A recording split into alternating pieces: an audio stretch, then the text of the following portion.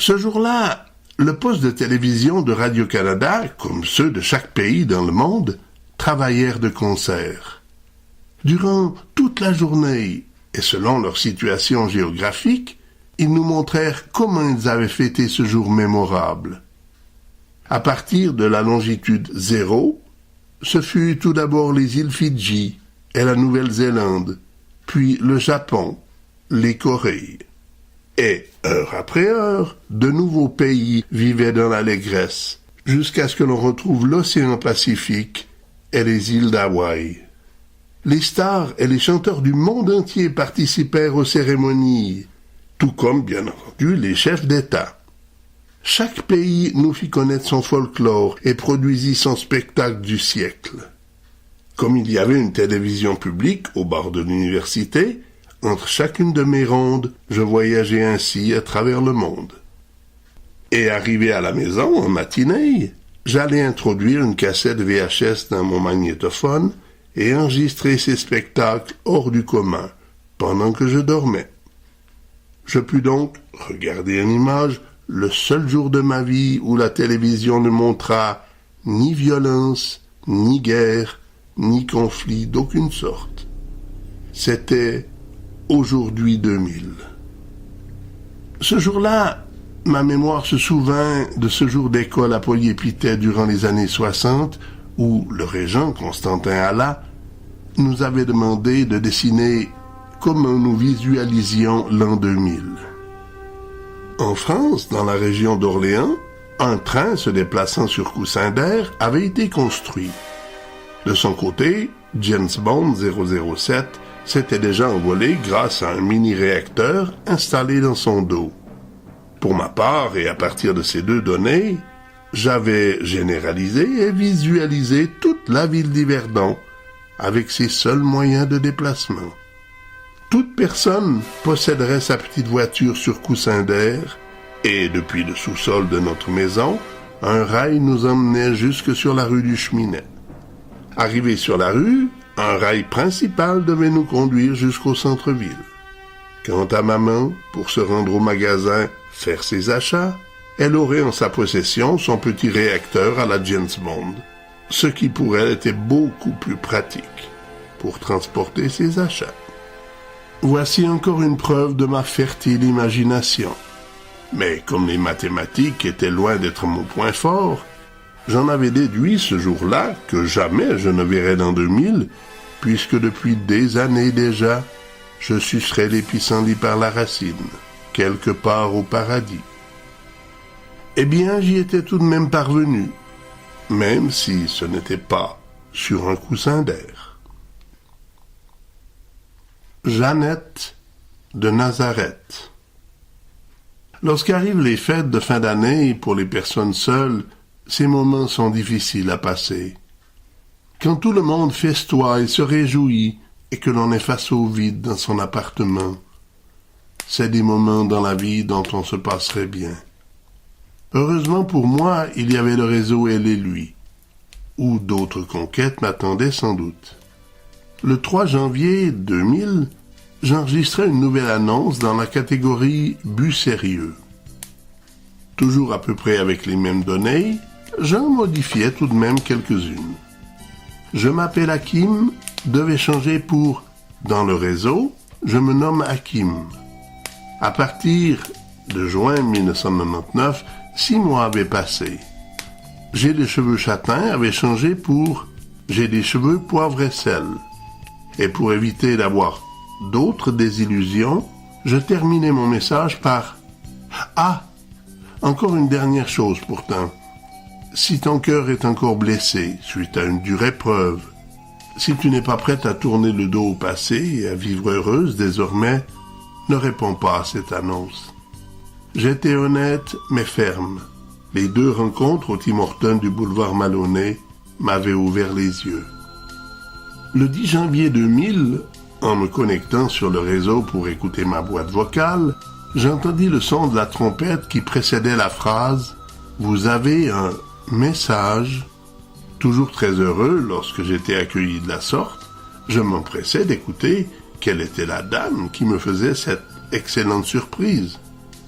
J'étais alors loin de me douter qu'après cet appel, ma vie allait changer.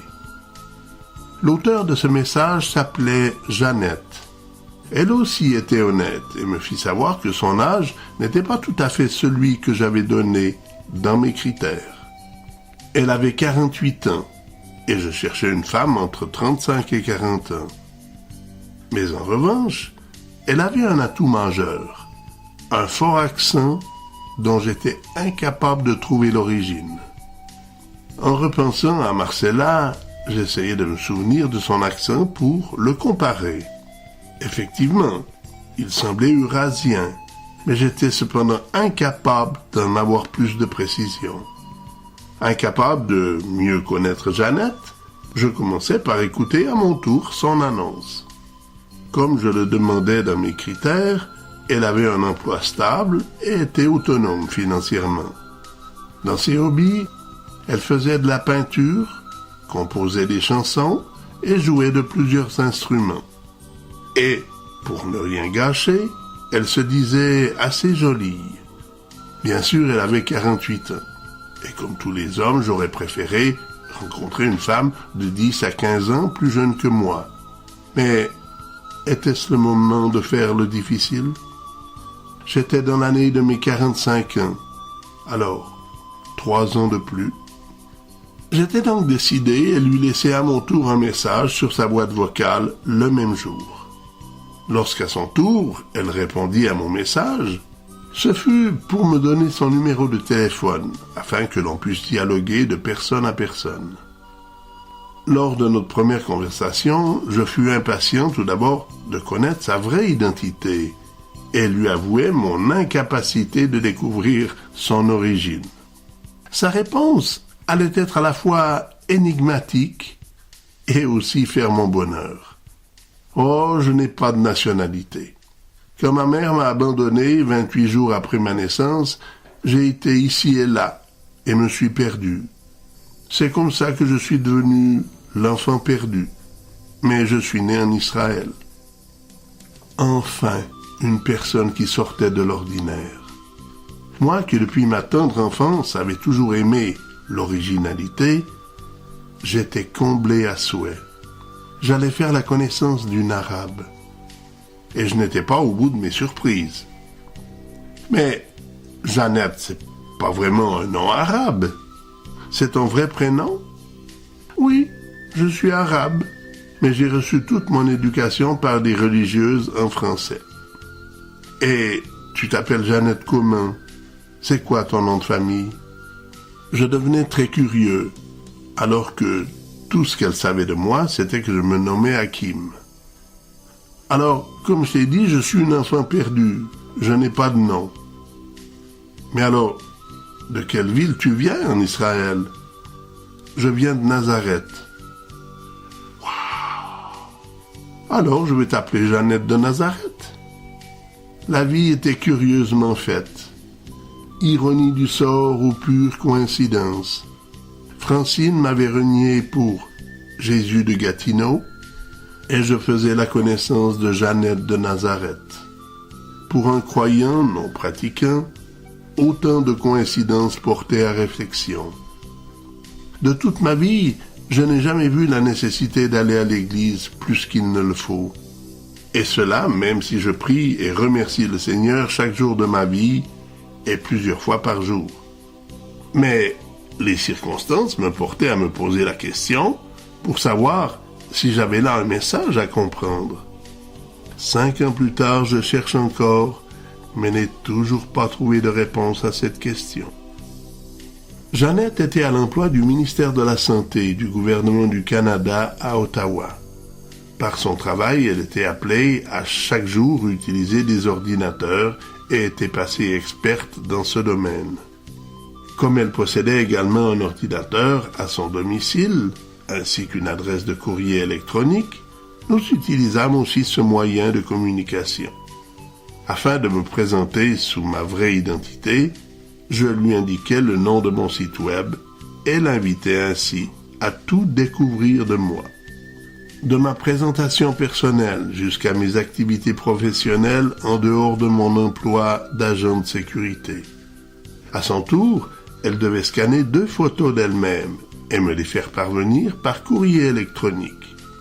La première d'entre elles me laissa bouche bée. Elle avait été prise au port de Toronto quelques années auparavant. Sur cette photo, sa silhouette et son physique donnaient l'impression qu'il s'agissait purement et simplement d'un mannequin. Sa jeunesse et sa beauté me faisaient douter qu'il s'agisse bel et bien d'elle.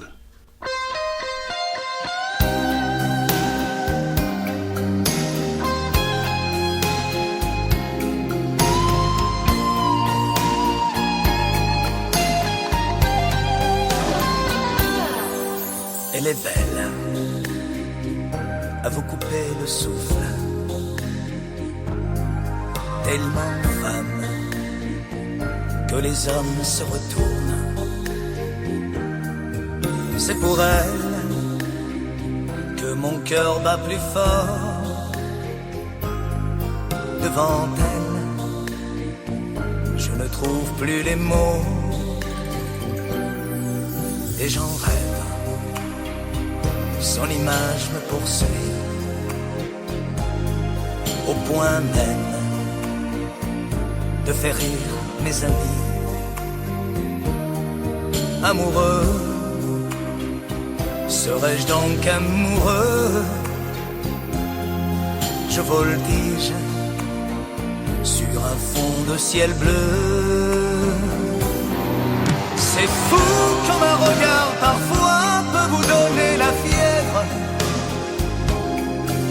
comme un vol d'oiseau peut vous emporter loin de chez vous, comme un jour qui se lève peut vous mettre le cœur en tendresse.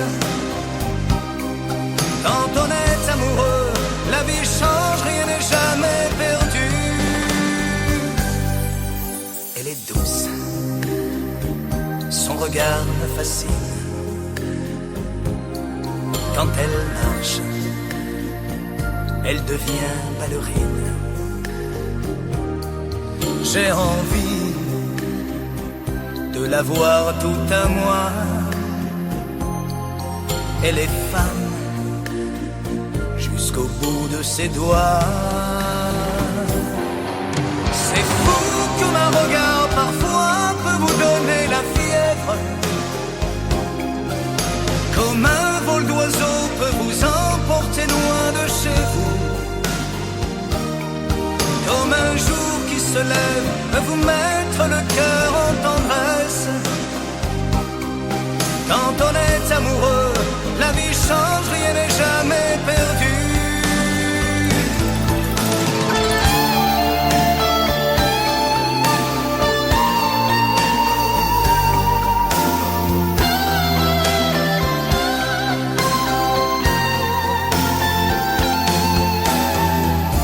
C'est pour elle que mon cœur bat plus fort.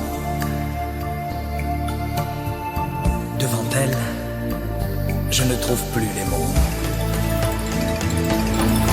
C'est fou comme un regard parfois peut vous donner la fièvre,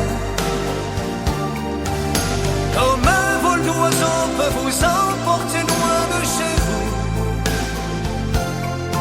comme un jour qui se lève peut vous mettre le cœur en tendresse. Quand on est amoureux, la vie change, rien n'est jamais perdu. C'est fou comme un regard parfois peut vous donner la fièvre, comme un vol d'oiseau peut vous emporter loin de chez vous, comme un jour qui se lève peut vous mettre le cœur en tendresse. Quand on est amoureux, la vie change, rien n'est jamais perdu. C'est fou comme un regard parfois peut vous donner la fièvre. Puis, en regardant la photo suivante, la réalité semblait effectivement plausible. Les années avaient passé, mais ses cheveux noirs frisés et son teint basané la rendaient tout de même très attirante à mes yeux. De plus, les courbes apparentes de son buste l'avantageaient tellement qu'aucun mannequin ne lui arrivait à la cheville. Était-ce elle dont j'avais tant rêvé dans mon adolescence? Cette jeune fille aux cheveux longs et noirs dont je ne connaissais l'origine? La femme de mes rêves, celle pour qui j'aurais tout quitté afin de la suivre au bout du monde. Cette fille des îles de Polynésie ou d'Hawaï que j'avais vue dans les films Les Révoltés du Bounty ou La Taverne de l'Irlandais. Après avoir découvert l'Espagne, j'étais alors persuadé que finalement, ça devait être là que j'allais découvrir l'amour de ma vie. La gitane, la belle de Cadix, tout semblait devenir plus logique qu'au-delà des mers. Victoria, il est vrai, m'avait souvent fait rêver d'elle. Elle qui m'avait offert sa première paire de castagnettes et qui avait toujours pour moi de ravissants sourires, mais qui, malheureusement, était déjà mariée à Joseph et au flamenco. Maintenant, je rencontrais Jeannette. Mieux encore, c'était elle qui était venue à moi. Était-ce les prières que j'avais faites durant tant d'années qui étaient enfin exaucées? Une arabe. J'avais pensé à bien d'autres, mais jamais à une femme du Moyen-Orient. Car pour moi, toutes les femmes qui vivaient dans les pays arabes portaient le voile et demeuraient chasse-gardées pour les mâles dominateurs de leur pays. Mais je devais me rendre à l'évidence. La vie avait évolué autant en Occident qu'au Moyen-Orient. Le 12 janvier, j'étais en congé. Puisque j'avais du temps de libre, je demandais à Chantal si je pouvais me servir de son ordinateur pour contacter Scully, avec laquelle j'avais convenu de chatter ce jour-là. Lorsque nous fûmes en contact, je mentionnai à mon agente très spéciale que je me trouvais chez ma copine Chantal et que nous n'avions pas à nous sentir pressés comme c'était le cas à l'université. Je l'avais déjà mise au courant que Chantal était pour moi une bonne copine, mais sans plus. Par contre, je lui mentionnais que je venais de faire la connaissance de Jeannette. Elle me demanda alors si Jeannette était elle aussi une simple copine. Mais quand je lui fis savoir qu'avec elle la situation était différente, elle s'ouvrit enfin. Elle laissa parler ses sentiments. Bon, ben là, mon chien est mort. Cette expression typiquement québécoise, je l'avais souvent entendue dire par d'autres personnes qui parlaient entre elles. Mais jamais quelqu'un ne l'avait mentionné à mon égard pour me faire comprendre que je venais de lui enlever tous ses espoirs. Ma relation avec elle avait commencé par une simple amitié, mais avait petit à petit créé des liens un peu plus forts que la simple amitié. Une fois de plus, je venais de faire mal à une femme qui ne le méritait pas. Certes, je me sentais coupable, mais j'allais quand même la mettre en face de la réalité. Oh, bordel! C'est maintenant que tu dévoiles tes sentiments. Combien de fois je t'ai lancé une bouée dans l'espoir de savoir si tu tenais à moi? Lorsque je te disais que je devais bientôt avoir une voiture et que l'on pourrait éventuellement se voir quand tu serais à Québec, pas une fois tu m'as dit « Est-ce que tu l'as ta voiture? J'ai une permission la semaine prochaine, on pourrait peut-être se voir. » Pas une fois tu as montré de l'intérêt ou même de l'impatience de vouloir me rencontrer. Et maintenant que c'est foutu, tu t'ouvres à moi. Oh, je sais bien combien de fois dans ma vie j'ai loupé de pareilles occasions. On dirait que je passe à côté à chaque fois. C'est pour ça que je n'ai personne. J'avais de la peine pour elle et pouvais comprendre le vide qu'elle avait dans sa vie. Lorsque l'on a 36 ans et qu'à chaque fois que l'on rentre chez soi, on ne retrouve que sa maman et son chat, il n'est pas difficile d'avoir de l'imagination pour espérer un peu mieux dans sa vie. D'un autre côté, la profession qu'elle avait choisie était loin de pouvoir lui offrir une existence stable et idéale pour fonder une famille. La chanteuse Petula Clark l'avait si bien dit dans sa chanson « Enfant du voyage, ta maison c'est l'océan, tes amis sont les étoiles, tu n'as qu'une fleur au cœur, et c'est la rose des vents. »